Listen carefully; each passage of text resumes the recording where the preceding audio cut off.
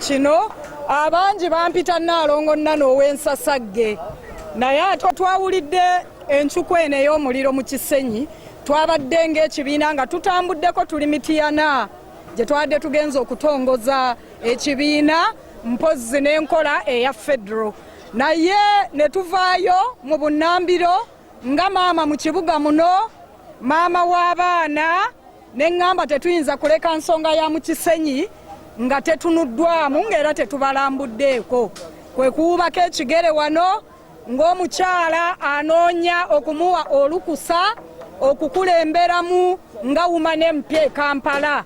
Zino z'ensonga kwe tulina okuba nga tutandikira nawankubadde nga olukusa temunnalutuwa. Kati abaana bano mubalaba omwana gwaseka akyalimu nkuba omulanga eyo yonna gye muli bakyala bannanga abalina obusobozi abakyala mu kibuga muno muyina ebisero by'engoye z'abaana ze batayambala. Njagala nzije enkya nzikime ezimu zijja kuva mu maduuka gange nzije tusooke twambaze abaana bano babugume nga bwe bazzaawo structure zaabwe aw'okusula.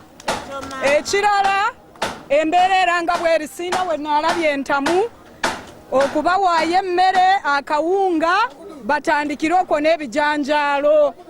Nsaba abali eyo mwenna ebintu bwe biti bwe bigwawo bano bannayuganda bannaffe nsaba abakulembeze mu byobufuzi n'abakulembeze mu birala human rights nze ntakabaniridde eddembe ly'obuntu emyaka n'emyaka.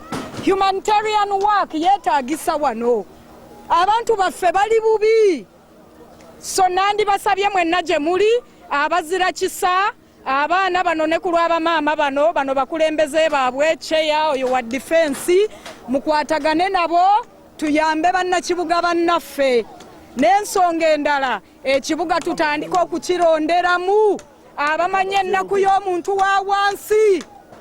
Nnaalongo Nsasagge nze nja okukwata mu kibuga kino kibe nga kikolera buli omu nga tutandikira ku ba wansi. Bwe munampa olukusa abantu ba wano embeera zino mwe muyita emiriro gino egibookya ng'oluusi gyakagenderere nga waliwo abasindiikiriza muveewo bateekewo ate ebitagasa muntu wa wansi. Byonna tugenda kuba nga tubitunulamu nga mumaze okuntuusa amateeka we gabagirwa.